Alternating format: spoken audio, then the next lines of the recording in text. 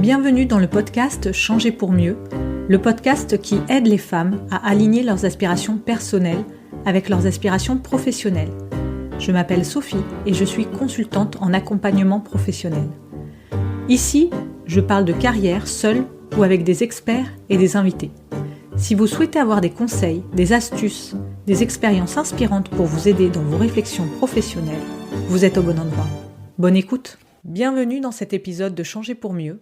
Aujourd'hui, nous parlons des croyances limitantes, ces pensées parfois inconscientes qui influencent nos choix professionnels. Pourquoi ? Parce que comprendre ces croyances peut vous aider à franchir des barrières que vous pensiez insurmontables. Dans cet épisode, vous découvrirez ce qu'est une croyance limitante, les croyances limitantes les plus courantes dans le cadre professionnel, des outils concrets pour les identifier et les dépasser. À la fin de cet épisode, vous aurez une meilleure compréhension de vos propres pensées et des clés pour transformer votre carrière. Déjà, qu'est-ce qu'une croyance limitante ? Une croyance limitante, c'est une pensée ou une conviction profondément ancrée qui agit comme un filtre.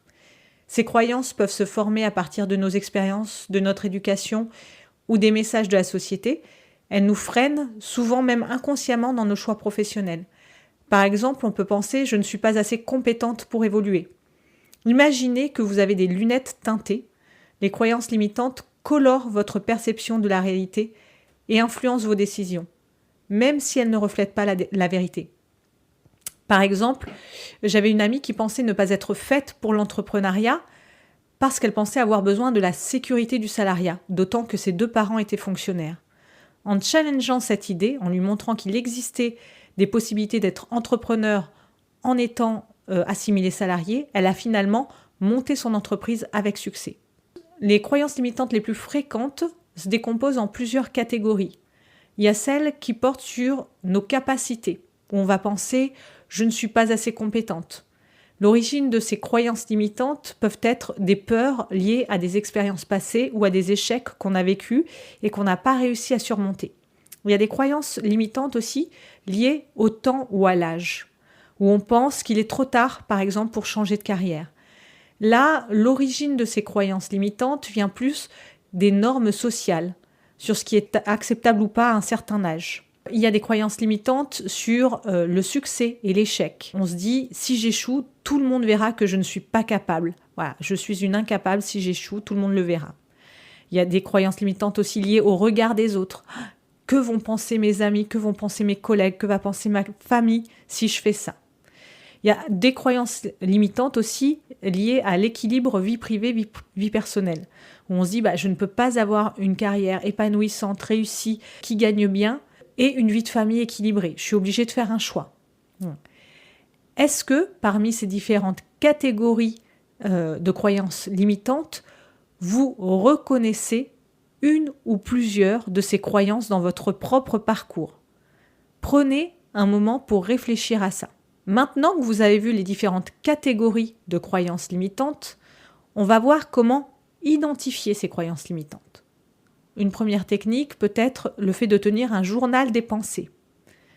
Prenez un joli carnet, vous pouvez aller chez Action ou un autre magasin pour l'acheter pas cher, qui soit sympa.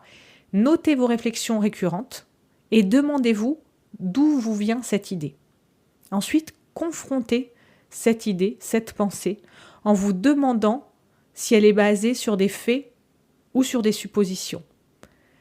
Si vous pensez par exemple que vous ne pouvez pas vous reconvertir à 45 ans, cherchez des exemples de personnes qui ont réussi une reconversion après 45 ans. Imaginez votre esprit comme une valise remplie de pensées et prenez le temps de trier et de ne garder que les pensées qui vous sont utiles. Maintenant qu'on a vu une technique pour identifier les croyances limitantes, on va voir comment dépasser ces croyances limitantes. Alors là, je vais vous proposer 4 grands outils pour dépasser les croyances limitantes. Déjà, un premier outil simple, la reformulation positive. Transformer « je ne suis pas à la hauteur » ou « je n'ai pas les compétences » en « je peux apprendre et évoluer ». Donc reformuler de façon positive vos croyances limitantes. Si vous avez une croyance limitante sur l'équilibre vie privée, vie pro, par exemple, en se disant « je ne peux pas tout avoir, je ne peux pas avoir une carrière réussie et une vie de famille équilibrée. Transformez-le en je peux déléguer certaines choses, je peux m'organiser autrement. Par exemple, si vous pensez je suis trop vieille pour changer de carrière, essayez de reformuler en disant chaque étape de ma vie est une opportunité pour apprendre et évoluer. Ou il n'est jamais trop tard pour poursuivre mes passions. Ou mon expérience passée est une richesse que j'apporte dans cette nouvelle aventure. Un autre exemple, si vous pensez je n'ai pas les compétences nécessaires pour réussir, reformulez en disant je suis capable d'apprendre tout ce dont j'ai besoin pour réussir. Ou chaque nouvelle compétence que j'acquiers me rapproche de mes objectifs. Enfin, dernier exemple, je vais échouer et regretter ma décision. Vous pouvez remplacer cette pensée par les échecs sont des opportunités d'apprentissage qui me rendent plus forte. Je prends des décisions alignées avec mes aspirations profondes. Vous transformez votre croyance limitante en phrase positive. Donc ça, c'est la reformulation positive. Deuxième stratégie, une exposition graduelle, la méthode des petits pas. Faites des petits pas pour vous prouver à vous-même que vos craintes sont infondées et pour tester aussi votre capacité à surmonter la pensée.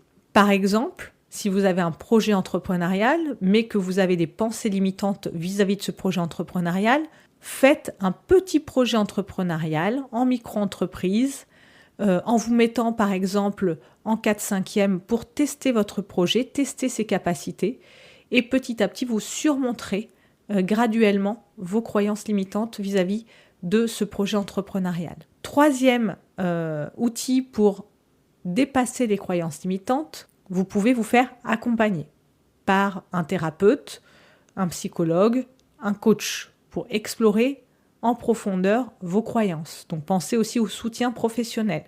Et enfin, dernier outil, la méditation pour recentrer vos pensées. Imaginez quand vous rénovez une maison, parfois on doit abattre des murs porteurs notamment, pour créer des espaces plus ouverts, plus fonctionnels. C'est ce que vous allez faire grâce à ces outils. Pour résumer, les croyances limitantes influencent nos décisions, souvent sans que nous en soyons conscients. Identifier et dépasser ces pensées est un levier puissant pour votre carrière et votre équilibre. Donc maintenant, prenez 10 minutes aujourd'hui pour écrire une croyance limitante que vous avez identifiée grâce à ce podcast, qui vous freine dans votre évolution professionnelle ou personnelle. Posez-vous les questions. Quelle est l'origine de cette croyance limitante ? Est-ce qu'elle est basée sur des faits ou sur des suppositions ? Et puis partagez vos réflexions et vos expériences dans les commentaires du podcast.